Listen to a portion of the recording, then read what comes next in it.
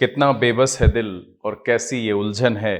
खुशियां खिली है हर तरफ, फिर भी न जाने क्यों इस दिल में उदासी का मौसम है। कितना बेबस है दिल और कैसी ये उलझन है। खुशियां खिली है हर तरफ, फिर भी न जाने क्यों इस दिल में उदासी का मौसम है। हेलो, कैसे हैं आप सब? मैं आपका मेंटोर फिर से एक बार आपके सामने उपस्थित हुआ हूँ लर्न इंग्लिश विदाउट रूल्स के एक weekly special session comment box के साथ। जी हाँ, आपको लग रहा होगा कि ये पोएट्री लेकर के मैं क्यों आया और मैंने ये 4 लाइन पोएट्री की क्यों सुनाई। क्योंकि जब चाहत दिल में होती है कि मुझे जॉब करना है, मुझे अपनी मंजिल तक जाना है, मुझे अपनी हर ख्वाहिश पूरी करनी है और इस समाज की कसौटी पर खरा उतरना है, और कभी-कभी कई दफ़ा आप लड़ने जाते हो और थोड़ी सी चूक की वजह से मंजिल नहीं मिल पाती, आप सफल नहीं हो पाते हो, तो मन में ऐसे ही ख्याल आते हैं। और एक पोइट्री थी मेरी पुरानी, तो मैंने सोचा क्यों ना इसी से शुरू किया जाए। तो पहले आप इस पोइट्री को सुनिए, फिर हम कमेंट के साथ आएंगे। और आज कमेंट में कुछ जानकारी है जो कि अच्छी है। बच्चों ने सवाल पूछी है कि कितना बेबस है दिल और कैसी ये उलझन है। खुशियां खिली है हर तरफ, फिर भी न जाने क्यों इस दिल में उदासी का मौसम है। मीलों चल के भी घट रही कहाँ दूरियां है, रस्म चाहत भी बड़ा अजीब है, इसकी भी अपनी कई मजबूरियां हैं। मीलों चल के भी घट रही कहाँ दूरियां है, रस्म चाहत भी बड़ा अजीब है, इसकी भी अपनी कई मजबूरियां है हर तरफ बहार, हर सब्ज पर ओस की शबनम है हर तरफ बहार, हर सब्ज पर ओस की शबनम है। खुशियां खिली है हर तरफ, फिर भी न जाने क्यों इस दिल में उदासी का मौसम है इन आंखों की किस्मत भी क्या कहिए, कहाँ अश्कों से रूठता है। इन आंखों की किस्मत भी क्या कहिए, कहाँ अश्कों से रूठता है, सिलसिला ये दर्द का जीवन में कहाँ छूटता है।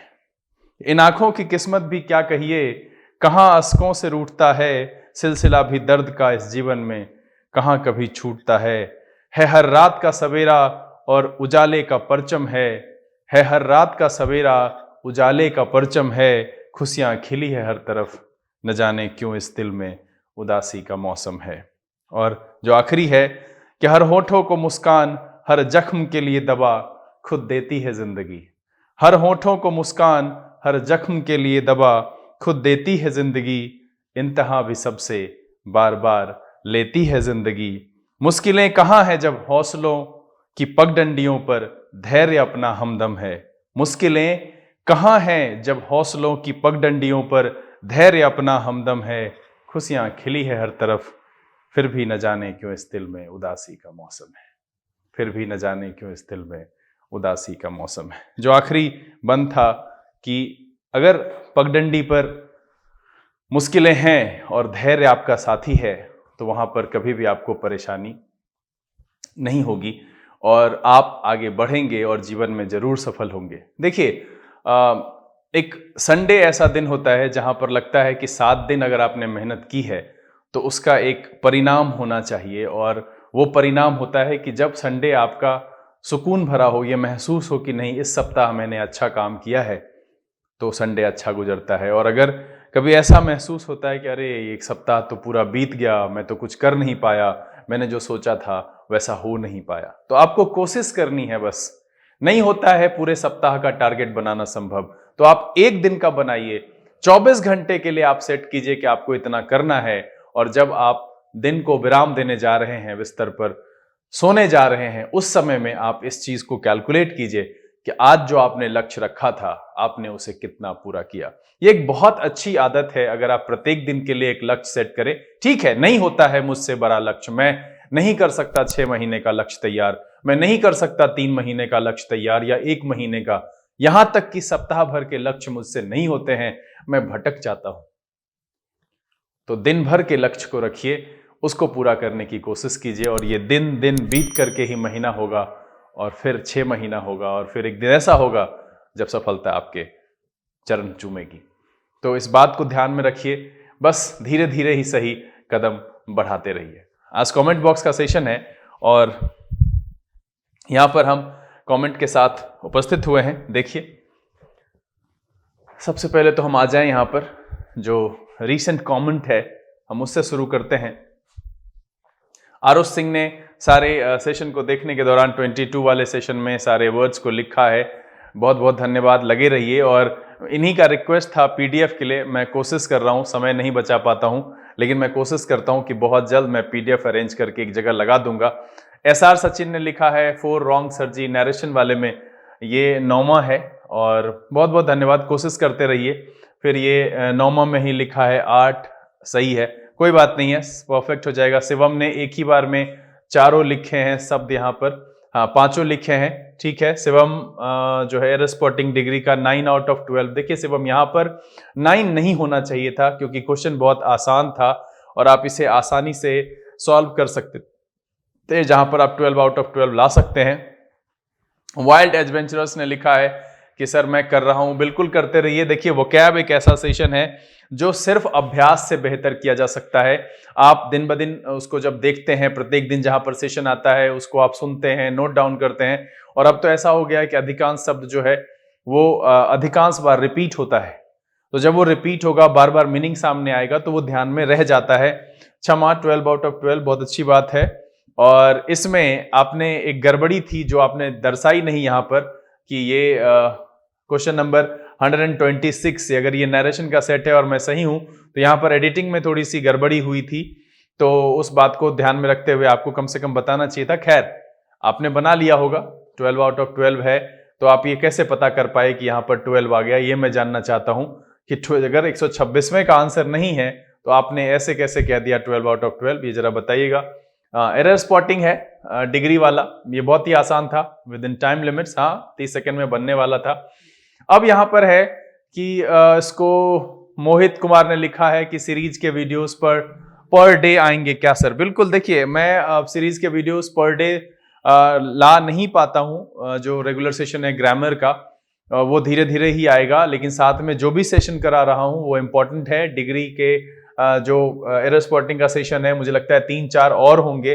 50 क्वेश्चन तो कम से कम कराना बनता है, तो 4 सेशन तो होंगे। उसके बाद फिर हम रजनीश बाबू का रिक्वेस्ट है कि वो आर्टिकल शुरू किया जाए, तो हम देखते हैं आर्टिकल करते हैं या कोई और चैप्टर जो एग्जामिनेशन के पॉइंट ऑफ व्यू से बहुत ज्यादा इंपॉर्टेंट होगा, ज्यादा इंपॉर्टेंट वाला जो होगा हम उसको शुरू करेंगे।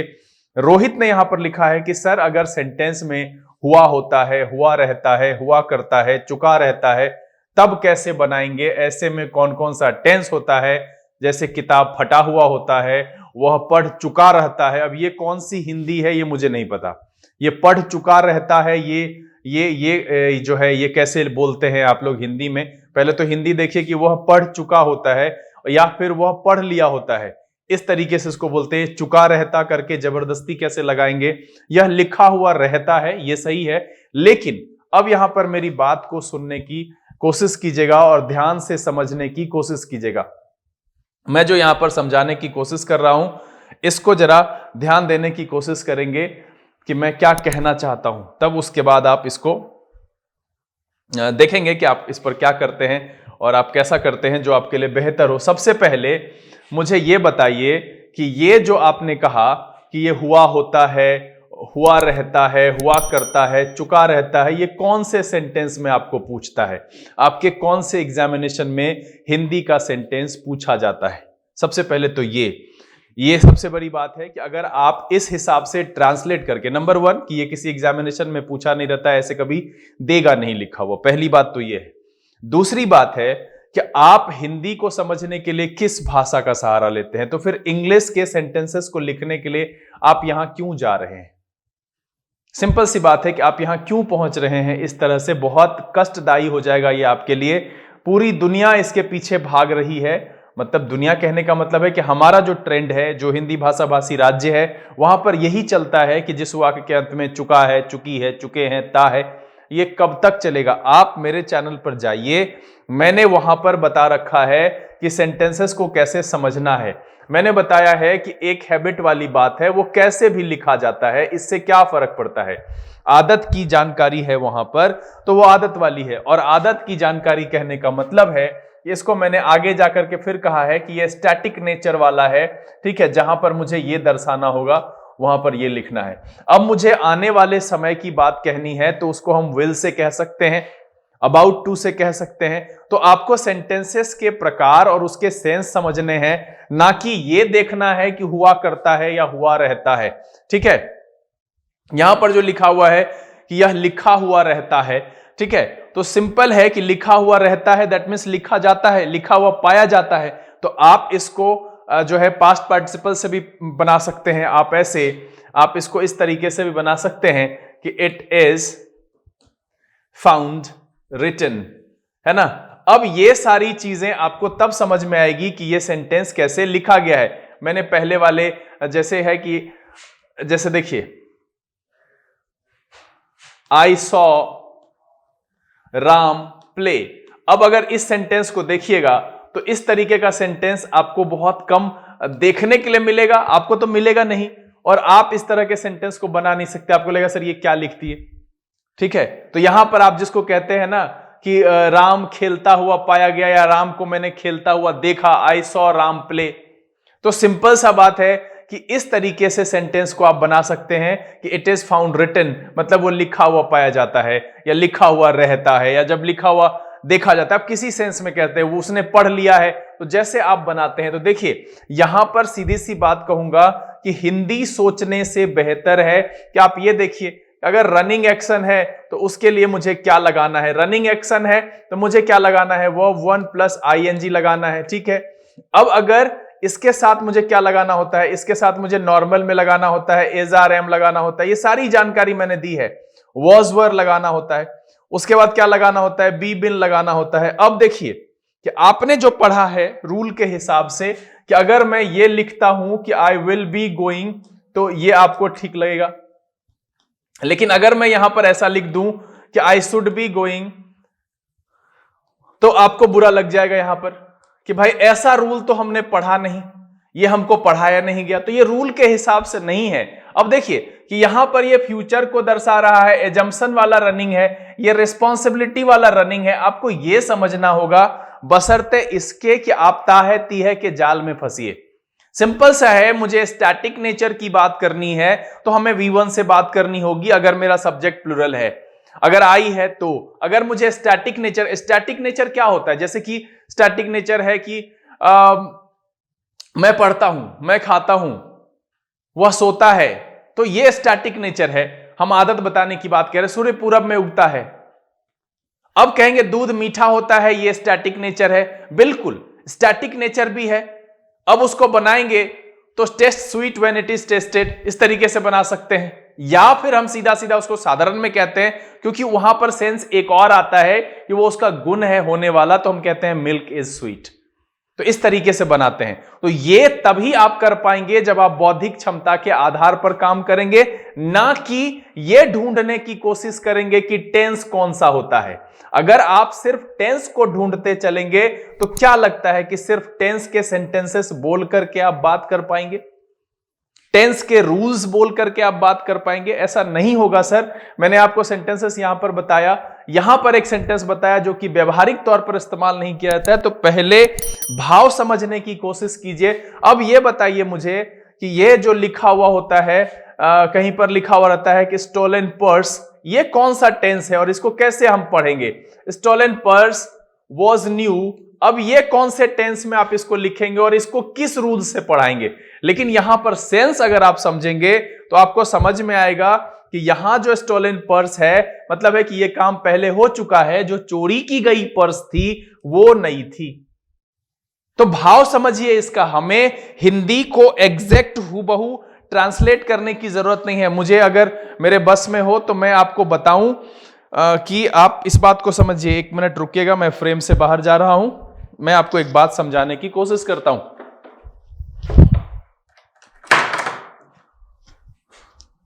आप ये देखिए, ये एक लॉक है और ये एक बंद है, ये इस चाबी का है और ये इस चाबी से ही खुलेगा। अगर हम इसमें दूसरी चाबी का प्रयोग करेंगे तो वो नहीं खुलेगा। इस चाबी से ये लॉक खुल रहा है, तो ये लॉक की थ्योरी है कि भाई जिसकी जो चाबी है उससे ही वो खुलेगा। लेकिन अगर आप भाषाई समझदारी की बात करेंगे कि इस लाइन को हम इसी रूल से बात करेंगे, इसी रूल से बोलेंगे, तो जिंदगी में आप बात नहीं कर पाएंगे। इस बात को आप समझिए, आपको उसका सेंस समझना होता है। कोई कहे कि he will come, he is about to come, he is coming, बात समझ में आई या नहीं आई कि वह आने वाले समय में, मतलब वो भी नहीं है, आएगा, आने वाला है या आ रहा है। तीनों का सेंस सामने वाले को क्या जाएगा कि भाई कुछ देर में यहां पहुंचेगा। ही विल कम कहें, he is about to come कहें, या फिर ही इज कमिंग कहें, इसको क्या करें, नियम के हिसाब से पढ़ें, फिर बोल पाएंगे कि इस जगह पर यही। तो आप ऐसा कीजिए कि मुझे एक हिंदी न्यूज़पेपर के पैराग्राफ को हूबहू अक्षर सह ट्रांसलेट करके बताइए। अरे इस माया जाल से निकलिए रोहित बाबू, रोहित ही है ना, हाँ रोहित बाबू, इस माया जाल से निकलिए, उसको समझने की कोशिश कीजिए कि क्या कह रहा है, समझदारी कैसी है। अगर कहीं पर हम आईएनजी लगा करके बनाते हैं, कहीं पर हम सिर्फ ये इजारम ना इस्तेमाल करें, और हम इसको, मैं कई बार क्लासेस में एग्जांपल देता हूं कि मैं अगर ऐसा लिखूं, taking the key out of his pocket, he is opening the door, तो यहां पर मैंने टेकिंग लिया सिर्फ। अब आप इसको फिर कहेंगे कि सर ये V4 है, तो इतने रूल्स कहां से फॉलो करेंगे और कैसे करेंगे, कैसे दिमाग में रखेंगे, और उस रूल को देखते हुए कैसे बात करेंगे। बेहतर है कि समझदारी, जैसे ही यहां लिखा स्टोलन पर्स, मुझे ये दिख रहा है कि ये चुरा ली गई है, अब इसको हिंदी कैसे करें, हम कैसे करें। हमको सेंस समझ में आ गया कि जो चोरी की पर्स है, थी, जो भी थी वो नई थी, तो यहां हमको क्या हो गया, इसका सेंस आया कि पर्स कैसी है, चोरी वाली, तो ये विशेषता बता रहा है। अब आप इसको वर्ब कहेंगे, तो इस माया जाल में मत पड़िए। मैं बस इतना ही कहूंगा कि उसका आप तरीका ढूंढिए। मैंने पहले कहा ना कि बहुत सारे लोग इस सेंटेंस को गलत कह देंगे। हम अगर कह दें कि you must be doing it, तो फिर आपको गड़बड़ लगेगा कि सर आपने तो विल भी कहा, ये आपने रूल तोड़ दिया सर इसके साथ। क्यों? शुड के साथ V1 लगता है, मैंने यूज नहीं किया, और बी के साथ V4 लगता है, क्या मैंने यूज नहीं किया? कहां रूल टूट गया? बात समझ में आनी चाहिए कि जब कहते हैं कि you must be doing it, इसका मतलब है कि कंपल्सन है, और ये रनिंग होना चाहिए, कि ये तुम्हारा कंपल्सन था कि वो काम रनिंग रहना चाहिए, नहीं है। तो इस बात को समझिए कि यहां पर भी ये रनिंग काम का एजम्पशन है, यहां पर इस रनिंग काम की रिस्पॉन्सिबिलिटी दिखा रहा है कि ये जिम्मेदारी है कि हो रही हो। कैसे हिंदी कहेंगे मुझे नहीं पता, तो आप सीधा सा है कि हिंदी पे मत जाइए, एक भाव डेवलप कीजिए, और ये डेवलप होगा पढ़ने से। मैं बार बार कहता हूं न्यूज़पेपर पढ़िए, और ताहती है कि माया जाल से बाहर निकलिए। जब भी कभी आपको स्टैटिक चीजें बतानी हो तो V1 इस्तेमाल करेंगे जब मेरा सब्जेक्ट प्लुरल है, V5 इस्तेमाल करेंगे जब मेरा सब्जेक्ट सिंगुलर है ना, और पास्ट के लिए V2 यूज करेंगे। मैंने बहुत कहा कि सिंगल पास्ट पूरी दुनिया में कहीं पर भी हो, वहां पर हमको V2 ही यूज करना है। सिंपल, सिंगल पास्ट, अगर पास्ट का एक सेंटेंस है तो हम V2 से ही हमेशा बनाएंगे, हेड प्लस V3 का कॉन्सेप्ट है ही नहीं वहां पर। फिर उसके बाद मैंने कहा कि अगर फिनिश्ड एक्शन है तो V3 बनाएंगे। आप चैनल पे चले जाइए, आप वहां पर देखिए, मुझे लिख करके बताइए, और मैं बस इतना कहूंगा कि इस माया जाल से निकलिए, इन द सेंस में ट्रांसलेट करने की कोशिश कीजिए। आपको समझने के लिए सबसे बेहतर एग्जाम्पल मैंने सामने रखा कि he will come, he is about to come, and he is coming. इस तीनों के सेंस में क्या डिफरेंस है, और इसका पोस्टमार्टम करके आपको क्या मिलेगा। तीनों का सेंस सामने वाला समझ जाएगा कि आया नहीं है, आ रहा है, आने वाला है, या आएगा। कैसे भी कहिए, बातें कहनी है, बातें समझानी है और लिखनी है। मुझे एग्जामिनेशन पास करना है, मास्टरी नहीं करनी है। तो भाषा सीखना है तो सोचना इतना नहीं है, आपको पहले तो शुरू करना होगा और भाव को समझना होगा, बातें पकड़नी होगी कि कहां कैसे क्या बात करना है, कौन से शब्द का प्रयोग कैसे करते हैं, आईएनजी लगाकर क्या सेंस आता है वो देखिए, रहा है कि नहीं। आपको हमको कहा गया, हमारे यहां कहा जाता है कि जिस वाक्य के अंत में रहा रही लगा हुआ होता है वो कंटिन्यूअस होता है। मैं खरा हूं, इसमें कहां रहा रही लगा हुआ है। नैना सोई है, इसमें कहां रहा रही लगा हुआ है। मत पढ़िए इस चक्कर में। मैं कहता हूं कि इंग्लिश को इंग्लिश की सहायता से पढ़िए, हिंदी या किसी दूसरे भाषा की बैसाखी मत लीजिए। बस इतना ही कहना चाहेंगे और कुछ नहीं। अब आइए, एक और सवाल है, बड़ा ही अच्छा सवाल है, रजनीश बाबू का सवाल है कि इन्होंने कहा है कि sir why are articles not use before kind of and sorts of, या सॉर्ट ऑफ। सॉर्ट्स ऑफ होगा तो नहीं होगा, प्लुरल के पहले हम ए एन का इस्तेमाल नहीं कर सकते, तो यहां पर kind of and sort of. सबसे पहले तो मैं आपके इस भ्रम को दूर कर देता हूं कि किसने कहा कि नहीं होता है। ये देखिए, मैं आपको हवाला दे रहा हूं। सबसे पहले तो आप देख लीजिए कि इसको मैं डिलीट कर दूं। ये जो साइट है ये कैम्ब्रिज का है, ठीक है, मान्यता प्राप्त है, कैम्ब्रिज है। और देखिए कि मैं आपको यहां पर ये दिखाता हूं कि किसने कहा कि नहीं होता है। देखिए यहीं पर लिखा हुआ है, पहला ही लाइन है सॉर्ट ऑफ, क्या लिखा हुआ है, it is a sort of pale orange colour. ये कब इस्तेमाल करते हैं, समथिंग अप्रोक्सीमेटली जब कहते हैं उस सेंस में इस्तेमाल करते हैं, ठीक है। लेकिन आप जिस संदर्भ में पूछ रहे हैं उसका संदर्भ क्या है वो यहां से देखिए। दूसरा, कॉलिंस ये कहता है, ठीक है, कि हम इसको इस्तेमाल करते हैं। मैं आपके सामने इसलिए रखा कि बच्चे नहीं मानते हैं, वो किताबों को जो यहां के राइटर हैं जो वो लिख देते हैं वो उसी के हिसाब से चलना पसंद करते हैं। देखिए कॉलिंस का लिखा हुआ है और इस सेंटेंस में देखिए कि यहां पर लिखा हुआ है अ सॉर्ट ऑफ, यहां पर लिखा हुआ है अ काइंड ऑफ, लेकिन यहां पर फिर देखिएगा कि ये काइंड ऑफ लिखा हुआ है और सॉर्ट ऑफ लिखा हुआ है। इसका क्या सेंस है, अ लिटिल, ठीक है, इन some way and very little. इस सेंस में जब इस्तेमाल होता है तब आप काइंड ऑफ को आजकल जो देखते हैं ऐसा लिखा हुआ, आप बोलचाल में, लिखने में नहीं देखिएगा, बोलचाल में इसका इस्तेमाल करते हैं। सॉर्ट ऑफ को आप ऐसे इस्तेमाल करते हैं और बोलचाल में करें, लिखने में ना करें। तो इसका मतलब जब a little, in some way and very little होगा ना, तब हम इसके साथ नहीं यूज करेंगे। लेकिन अगर दूसरे सेंस में इस्तेमाल हो रहा है कि it is a sort of dictionary of dictionaries, it is a kind of, तो जो सेंस यहां पर इसने दिया है ये कैम्ब्रिज वाले ने, वो ही सेंस चलेगा। तब यहां पर ये देखिए कि अ सॉर्ट ऑफ का इस्तेमाल होगा, ठीक है।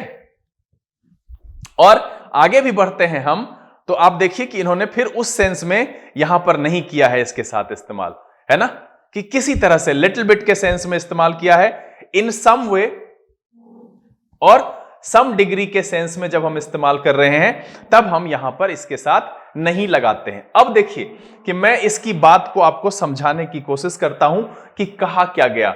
जब हम काइंड ऑफ, सॉर्ट ऑफ का इस्तेमाल करते हैं तो फीलिंग्स को ना थोड़ा आप यह कह सकते हैं कि पूरा डायरेक्ट कैसे कहें, किसी को कहें ही इज क्रेजी, तो इस फीलिंग्स को डायरेक्ट कह देंगे तो हो सकता है बुरा लग जाए, तो उसको थोड़ा सा सॉफ्ट करने के लिए he is kind of crazy, तो मतलब ये है ना कि उसको हम लिटिल बिट के सेंस में कहते हैं, थोड़ा फीलिंग्स को सॉफ्ट करने के सेंस में कहते हैं। और जो यहां पर सेंस मैंने दिखाया उस सेंस में जब इस्तेमाल होगा तब उसके पहले नहीं लगेगा आर्टिकल ए, लेकिन दूसरे सेंस में जब इस्तेमाल करेंगे तब हम वहां पर लगा सकते हैं। तो मैं समझता हूं कि जो आपका सवाल है उसको मैंने सही तरीके से समझा दिया। आप इस बात को समझिए कि जब इसका sense kind of and sort of का सेंस जब आता है अ लिटिल, वेरी लिटिल के सेंस में, ठीक है, इन सम वे कह सकते हैं, वही था ना, हाँ, इन सम वे वेरी लिटिल, तो इस सेंस में जब हम इस्तेमाल करते हैं तब हम उसके पहले आर्टिकल का प्रयोग नहीं करेंगे। लेकिन अगर अप्रोक्सीमेटली के सेंस में आएगा वहां पर तो हम उस सेंस में कर सकते हैं। इसका काइंड ऑफ, सॉर्ट ऑफ का इस्तेमाल फीलिंग्स को एक तो फनी के सेंस में, सार्केस्टिक वे में, या फिर थोड़ा सॉफ्टन करने के लिए, मतलब ऐसा नहीं कि लग जाए कि वो रूड हो जाए, थोड़ा उसको थोड़ा सॉफ्ट करने के लिए भी इस्तेमाल करते हैं। और दोनों का मीनिंग जो है वो सेम ही होता है, काइंड ऑफ का भी मीनिंग वही होता है और सॉर्ट ऑफ का भी मीनिंग वही होता है। बोलचाल में काइंडा, किंडा, जिसको KINDA लिखते हैं, सॉर्टा, ये हम बोलचाल में इस्तेमाल करते हैं। उसके बाद अर्शिका आलिया, बहुत बहुत धन्यवाद, बने रहिए सेशन पर। DIR मालक या फिर मलाक, नाम जो भी लिखा हुआ है, गुड लेक्चर, बहुत बहुत धन्यवाद। ऐसे लेक्चर्स और भी हैं, बने रहिए। अगर आपको लगता है कि कुछ और ऐसा बनाएं तो मुझे लिख करके बताइए। अर्शिका, मोनिका, SR सचिन, बहुत बहुत धन्यवाद। वेद प्रकाश, बहुत बहुत धन्यवाद, सेशन हेल्पफुल है, वॉइस वाला। ऐसे अभी जो एग्जामिनेशन आ रहा है, SSC आगे LDC की नोटिफिकेशन आई, उसके लिए भी वीडियोस बनाया है मैंने, आप जाकर के देख लो। डेट जो है वो फॉर्म फिलअप किया जा रहा है, विंडोज खुली हुई है, तो उसके बारे में अगर जानकारी है तो लेनी है तो आप वहां से ले सकते हो। मिस एग्रीकॉस, सेशन 3 आउट ऑफ 5, बहुत बहुत धन्यवाद, बने रहिए, ऐसे सेशंस आते रहेंगे। SR सचिन 11 राइट हुआ है, बहुत बहुत धन्यवाद, बनाते रहिए। शशांक आपको बहुत बहुत धन्यवाद। रिया कुमारी रिया बहुत बहुत धन्यवाद। रंजीत गिरी जी हैं, इनको भी बहुत बहुत धन्यवाद। और आप सब तो भाई ऐसे हैं जो सुविधा प्रोवाइड करते हैं और आपसे बहुत कुछ सीखने के लिए मिला है। बहुत बहुत धन्यवाद, आप इस चैनल को विजिट किए। सत्यम बहुत बहुत धन्यवाद। नीरज, रॉब संतोष बहुत बहुत धन्यवाद। फर्स्ट से 3 गलत हो गया सर जी, ये नरेशन वाला। SR सचिन आराम से बनाइए, बनेगा, कोई दिक्कत नहीं है। लास्ट क्वेश्चन वाज ट्रिकी, ये है अभी वेब जोन, आपको बहुत बहुत धन्यवाद। रिया, शिवेश जी ने लिखा sir thank you for informative session. ऐसे सेशंस आते रहेंगे शिवेश जी, आपका बहुत बहुत धन्यवाद कि आप चैनल पर आते हैं और कंटेंट को देख करके बताते हैं कि फायदेमंद है। आप जैसे सब्सक्राइबर्स और व्यूअर्स चाहिए जो इस मेहनत को सफल बनाते हैं, क्योंकि अगर आप देखते हैं आपको फायदा होता है, तभी हमारे द्वारा की गई मेहनत जो है वो सफलता तक पहुंचती है। बहुत बहुत धन्यवाद। शशांक आपको बहुत बहुत धन्यवाद। शिवेश जी लिखे हैं all are correct except one sir, please continue. बिल्कुल, ये MCQs का सेशन जो है वो कंटिन्यू रहेगा, इसमें कोई भी परेशानी नहीं है। सेशंस आते रहेंगे, साथ में और भी सेशंस आएंगे। और पिछले कमेंट बॉक्स तक के इतने ही इंपॉर्टेंट कमेंट थे जो मैंने यहाँ पर रखा। तो सेशंस जो भी हैं वो आते रहेंगे। डिग्री का जो MCQs मैंने शुरू किया है मॉक टेस्ट, वो अभी 3-4 सेशन और आएगा, फिर हम उसके बाद नए सेशन की शुरुआत करेंगे। वॉइस का MCQs आएगा, वो कैब आएगा, और देखते हैं हम कुछ नया जोड़ सके। प्लान चल रहा है कि एडिटोरियल को हम सुबह 10 बजे से पहले आप सबके लिए अपलोड कर सकें। तो जिस तरीके का अरेंजमेंट होता है टाइम का, उस हिसाब से हम कोशिश करते हैं कि चैनल पर बेहतर से बेहतर वीडियोस आपके लिए उपलब्ध कराएं, ताकि आप अपनी मंजिल तक आसानी से और जल्द से जल्द पहुंच पाएं। बहरहाल संडे है, अब हम भी यहां से विदा लेते हैं। आप भी घर में रहिए, खुश रहिए, मस्त रहिए। Thank you, God bless you.